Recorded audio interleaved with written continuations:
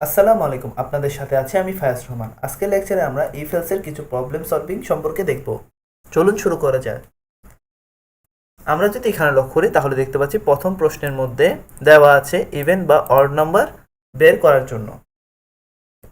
আমি যদি এখন প্রোগ্রামের দিকে লক্ষ্য করি তাহলে দেখতে পাচ্ছি নাম নামের একটি ইন্টিজার ভ্যালু নেওয়া হয়েছে এবং প্রিন্টএফ ইন্টার অ্যান্ড ইন্টিজার নামে একটি সেন্টেন্স লেখা হয়েছে এবং স্ক্যানএফ এর মাধ্যমে নাম যে ভেরিয়েবলটি আছে সেটির ইউজার ইনপুট নেওয়া হয়েছে এবং আমরা যে ইউজার ইনপুটটি নেব তা ইফ এবং এলস এর মাধ্যমে কন্ডিশনের মাধ্যমে চেক করে সেই নাম্বারটি ইভেন নাকি অড সেটি বের করতে হবে।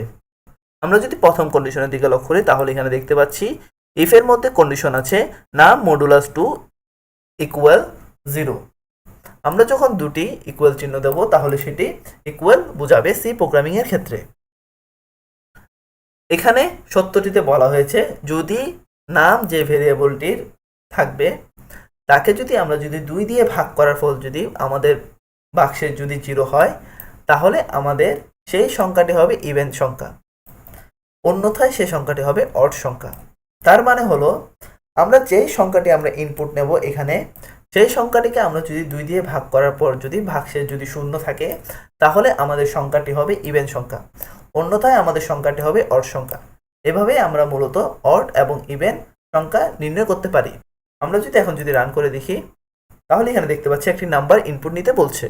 আমি যদি 65 দিয়ে যদি এন্টার দিই তাহলে দেখতে পাচ্ছি 65 ইজ অড, মানে 65 নাম্বারটি অড সংখ্যা। আমি যদি আবার রান করে দেখি, এখন আমি একটি ইভেন সংখ্যা দিয়ে যদি চেক করি তাহলে দেখতে পাচ্ছি আমার এখানে দেখাচ্ছে 20 ইজ ইভেন। তার মানে আমার এই প্রোগ্রামটি সঠিকভাবে কাজ করছে। এভাবে আমরা মূলত অড এবং ইভেন নির্ণয় করতে পারি। এখন আমরা এই অংশটিকে কেটে দিই, এখন আমরা পরবর্তী আরেকটি প্রবলেম সম্পর্কে দেখি।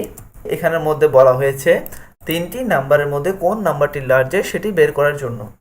আমরা এখন এখানে লক্ষ্য করি তাহলে দেখতে পাচ্ছি n1 n2 n3 নামে ডাবল ডাটা টাইপের 3টি ভেরিয়েবল নেওয়া হয়েছে এবং পরবর্তীতে একটি প্রিন্টএফ এর লাইন প্রিন্ট করা হয়েছে এবং স্ক্যানএফ এর মাধ্যমে %elif দিয়ে n1 n2 n3 এর 3টি ইনপুট নেওয়া হয়েছে।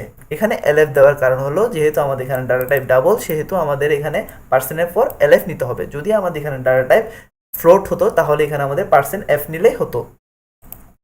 এবং পরবর্তীতে আমরা দেখতে পাচ্ছি ইফ কন্ডিশনের মধ্যে দেওয়া হয়েছে n1 যদি n2 থেকে বড় বা সমান হয় এবং n1 যদি n3 থেকে বড় বা সমান হয়।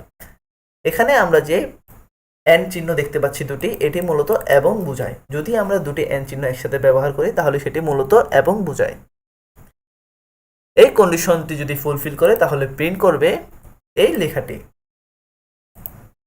এবং পরবর্তীতে যদি এই লাইনটি যদি ফুলফিল না করে তাহলে পরবর্তীতে চেক করবে এলস ইফ এর মাধ্যমে নাম্বার 2 যদি নাম্বার 1 থেকে বড় বা সমান হয় এবং নাম্বার 2 যদি নাম্বার 3 থেকে বড় বা সমান হয় তাহলে প্রিন্ট করো এই লাইনটি।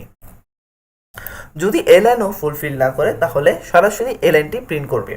এই লাইনের মধ্যে আছে এলস ইফ n3 যদি n1 থেকে বড় বা সমান হয় অথবা n3 যদি n1 থেকে বড় বা সমান হয় তাহলে এই লাইনটি প্রিন্ট করো। আমরা এখানে এলসিফ এর পরে কোনো এলস লিখিনি, কারণ আমরা যখন এলসিফ ইউজ করব তখন আমাদের এলস না দিলেও চলে। যদি আমাদের ইচ্ছা হয় তাহলে আমরা এখানে একটি এলস দিতেই পারি। তখন আমরা এখানে দেখতাম প্রিন্টএফ এরর। এখন আমি এখানে প্রিন্ট করে দেখি, এখন আমি 3টি মান দিই তাহলে এখানে দেখতে পাচ্ছি আমাদের এখানে 65 যে মানটি আছে সেটি সবথেকে বড়, মানে আমাদের এই প্রোগ্রামটি কাজ করছে। এভাবে আমরা 3টি সংখ্যা থেকে বিগেস্ট সংখ্যাটি ব্যবহার করতে পারি।